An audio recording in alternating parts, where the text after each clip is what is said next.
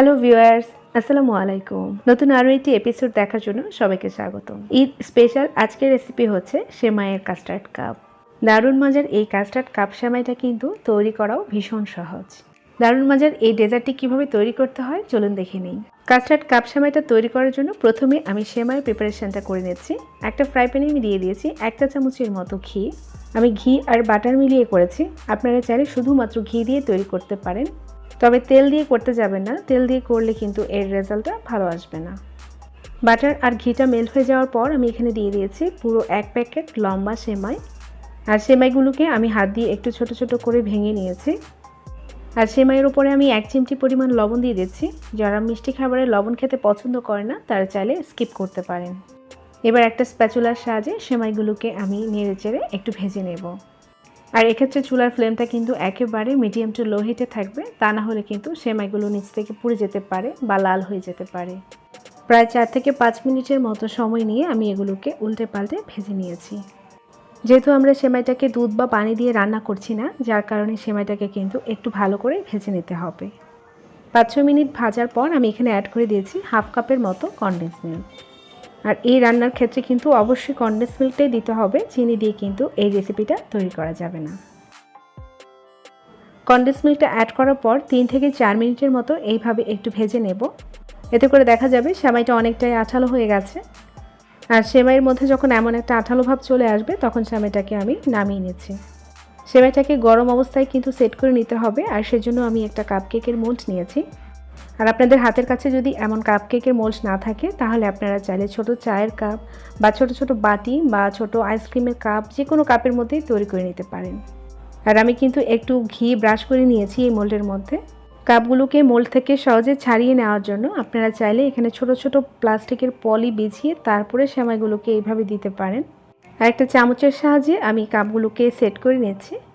সেমাইয়ের কাপটাকে এমনভাবে সেট করতে হবে যেন মাঝখানটা গভীর থাকে আর চারপাশ থেকে উঁচু হয়ে থাকে, যেমন একটা ছোট বাটির মতো।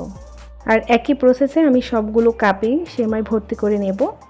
আর সেমাইয়ের কাপগুলোকে আমি 30 মিনিটের জন্য এইভাবে রেখে দেব, বা আপনারা চাইলে 20 মিনিটের জন্য নর্মাল ফ্রিজেও রেখে দিতে পারেন। এবার আমি চলে যাচ্ছি সেমাইয়ের কাস্টার্ডটা তৈরি করতে। সেজন্য একটা হাঁড়িতে আমি প্রায় 2 কাপের মতো তরল দুধ দিয়েছি, আর এতে অ্যাড করে দিয়েছি 1/3 কাপের মতো কনডেন্স মিল্ক। আপনারা মিষ্টি পরিমাণ একটু বেশি খেতে চাইলে আরেকটু বাড়িয়ে দিতে পারেন। এখানে দিয়ে দিয়েছি 1 চিমটির মতো লবণ, আপনারা চাইলে লবণটাকে স্কিপ করতে পারেন। এবার লবণ আর কনডেন্স মিল্কটাকে আমি ভালোভাবে মিশিয়ে নিচ্ছি। আর এই দুধটা কিন্তু আমি আগে থেকেই জাল করে নিয়েছিলাম।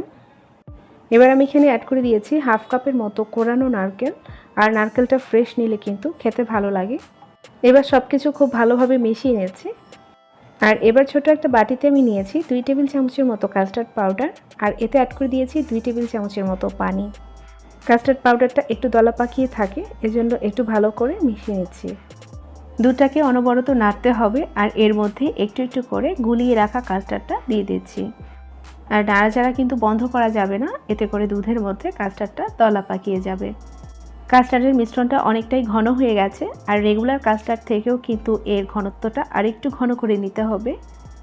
প্রায় মিনিট 3 মতো জাল করার পর এবার আমি চুলার ফ্লেমটা বন্ধ করে দিচ্ছি। এদিকে নর্মাল ফ্রিজে 20 মিনিট কাপ সেমাইগুলোকে রাখার পর এবার নামিয়ে নিয়েছি। আর অফ ক্যামেরায় আমি সেমাইয়ের চারদিকের আঁকাবাঁকা অংশগুলোকে একটু হাত দিয়ে চেপে চেপে ঠিক করে নিয়েছিলাম। আপনাদের সুবিধার জন্য আমি আবারও বলে দিচ্ছি, সেমাইগুলোকে এভাবে প্লাস্টিক পলির উপর রেখে তারপরে সেমাইয়ের কাপের শেপটা দিয়ে নেবেন, এতে করে কাপগুলোকে মোল্ড আউট করতে সহজ হবে। এবার একটা কাপের মধ্যে আমি দিয়ে দিয়েছি তৈরি করে রাখা সেই কাস্টার্ডটা।